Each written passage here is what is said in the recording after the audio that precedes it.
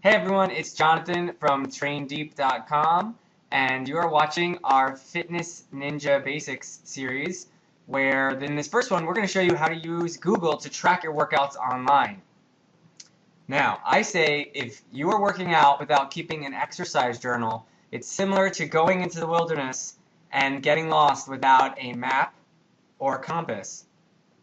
Keeping a log allows you to see what progress you have made, to keep track of your goals, and to make sure that you're moving towards them. Otherwise, if you just work out and do kind of whatever you feel like, it's not that that's always a bad thing, but as a beginner, it's really important to start keeping track of everything because the devil's in the details. If you do 5 push-ups, the next time you should really try and do 6.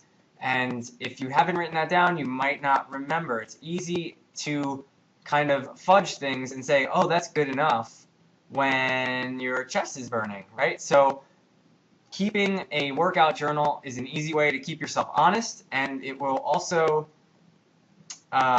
make working out more fun, quite frankly, but you'll get better results. So there's nothing more fun than that, right?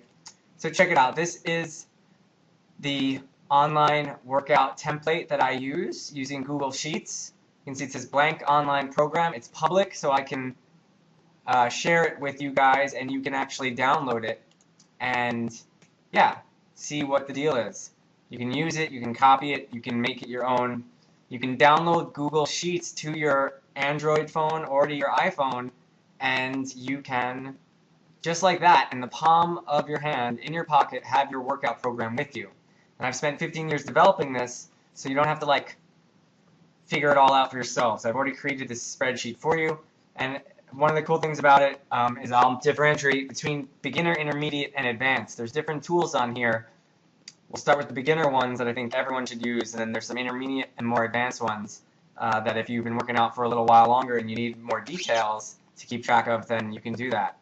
So you'll see at the bottom down here it says program, strength, measurements, PR, which stands for personal record, goals, and quest.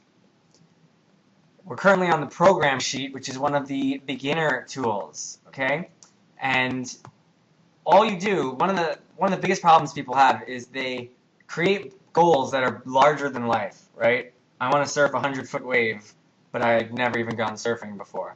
Or I want to lose 50 pounds, but I never work out, right? So we need to set goals that are appropriate for where we're at now. Something that we can achieve in the next 6 weeks to maybe 90 days at the most. It's not that you don't want to have a vision of your direction and what you want in the long term, and that's something you can put in your goals section here. If you click on goals, you can write out a date, a goal, give it a priority, and a deadline. But for now, you're focused on creating goals that make sense to you and are motivating in a way that doesn't become overwhelming. So, whatever your goal is, your first goal should be to move every day. And your second goal, if you want to be a fitness ninja from my perspective, should be to learn from that experience of movement. So you should learn from your movement practices. Whatever your goal is, whether it's lose weight or gain muscle, be stronger, be more confident, get out of joint pain, get rid of your lower back pain, train for a race, whatever it is, it takes consistently showing up for yourself. That's the first goal, right? And so the body is designed to move every day. That doesn't mean it's designed to do a high-intensity interval workout every day. It means that it's designed to move every day. So what you want to do is keep track of how much you move. This is for beginners, right? So if on Monday you go to the gym and do a strength workout, you can put gym and strength here. If you do it for 35 minutes, you put 35 there. Distance doesn't apply here. Intensity, it's good to rate it. Maybe it was a 7 out of 10 intensity, 10 being the hardest. Pace, you don't put anything. And comments, you could say did pull-ups and push-ups. Was weird. Right? Sometimes working out is weird. It's not a big deal. Whatever it is. And what you'll see is, and then maybe the next day you try yoga and do yoga on a YouTube channel for 20 minutes. And it's pretty easy and it's a 5, right? So you can see at the end here of your week, it's going to show you how many minutes you worked out. It's going to tabulate it for you, 55. And it's going to show you your average intensity, right? And if you go to the gym and do a treadmill interval workout for 20 minutes, right? And then you do, maybe it's a 9 out of 10. Just like that, you've kept track of what you're doing, right? It's a very basic way, but it really works. If you're not doing any type of exercise journaling, this is where to start. Because what you want to make sure is when you look over the course of 6 weeks that you've moved and practiced movement every day, even if it's, going for a walk. Your body is designed to move every day. Oops. So that's for beginners, right? As you get more advanced, you can even make a plan. Maybe Monday is always your gym day, and Tuesdays is always yoga. You can put this in the training split section. Maybe Wednesdays is always your treadmill workout, right? And then when you scroll down to other weeks, you can still see this up here because it's frozen, and you know what you're supposed to do each day, right? So the most important goal is to show up for yourself every day. If you're a beginner, you can keep track of it just by using this program sheet. And you should see that you've practiced some kind of movement every day, even if it's just 5 minutes of doing a bodyweight squat, right? If you are, and then of course the goals is for beginners too, and everyone really, beginner, intermediate, advanced, you want to write out your goals, give them a priority, and say when you want to achieve them by. Any comments, the more descriptive and visual the goals are, the more likely you are to achieve them. And then how do you quantify it, right? So it's easy if it's, lose 5 pounds, that the scale has to be 5 pounds less.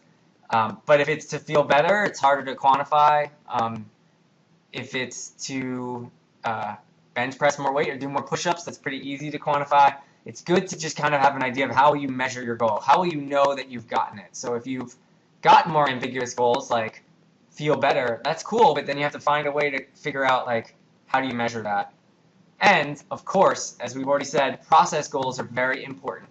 So the first goal should be showing up for yourself. Maybe it's 4 times a week working out for 30 minutes and 3 times a week just going for a walk for 10 minutes or using the stairs or whatever it is. But showing up for yourself every day is the #1 goal, and then keeping track of it, even just generally rudimentary using this first sheet program, is the second goal, and it's really going to help you build momentum in your movement practice.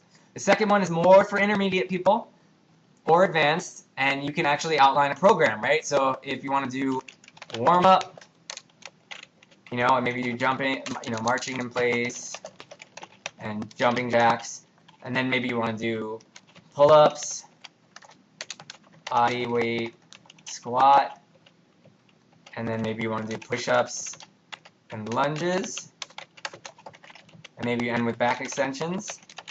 That's it. Cool. No big deal. And this is set 1, set 2, set 3, set 4. So if you do, 4 pull-ups and then 2 and then another 2, you do that. If you do body weight squats, you do maybe 20 reps and then another 20 and then maybe 15. Push-ups, maybe you're able to do 8 and then another 8 and then 6. Whatever it is. Stationary lunges, maybe you do 12, 12, and 12, and back extensions, maybe you do 15, 15, and 15, whatever it is. By keeping track of it, the next time what you do, if you know you want to do this exact workout, which there's nothing wrong with that. You don't need to, there's this whole idea of muscle confusion, that you're supposed to confuse the crap out of yourself. That's not the best way to train. It introduces a lot of risk. You do need to have some variety, but you should also stick to certain exercises over a period of time and master them and increase your mastery over them and then move on. So you can just highlight this whole thing, and then the next time you go to do the workout, you can just paste it, and then you've already got your numbers. And for pull-ups, you're going to gun for 5 because you already got 4 there. And you're going to try and get 3 on the next set, but that might not be possible. Or maybe you do, but then you only get 1 on the last set. That's fine. There's nothing wrong with odd numbers, okay? But you want to push it. You shouldn't just do the same number of reps each time.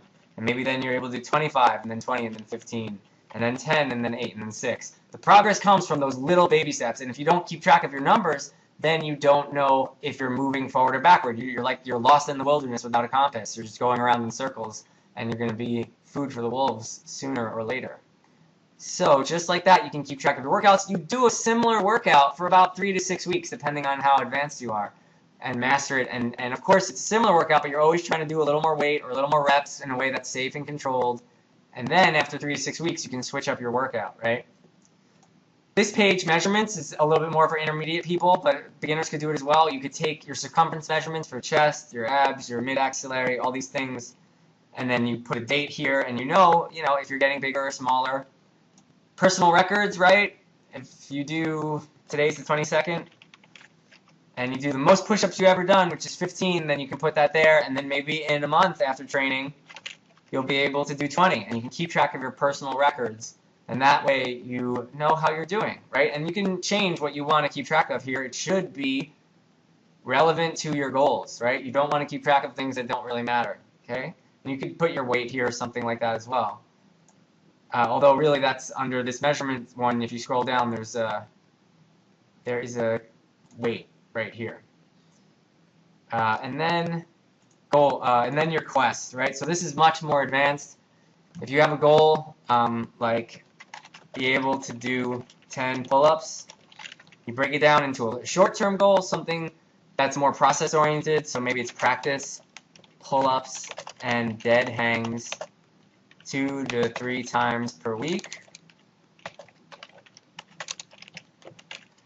Maybe you give yourself 5 points for every time you practice. And then, yeah, you would just, under this section, for your strength workout, every time you do practice dead hangs and pull-ups, you'd give yourself 5 points. It's going to give you 5 points down here, and it's going to give you 5 points for your weekly total.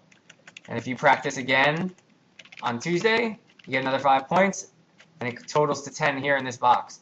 So that way you can keep track of goals a little more specifically and create a game out of a quest out of reaching your goals, right? Everyone can start at level 0. Maybe you want to, you'll get to level 1 when you get 100 points. And because you worked out, you did your hanging or pull-ups twice this week, you're already at 10 points, right? Once you get to 100, you can say you're level 1, and so on and so forth.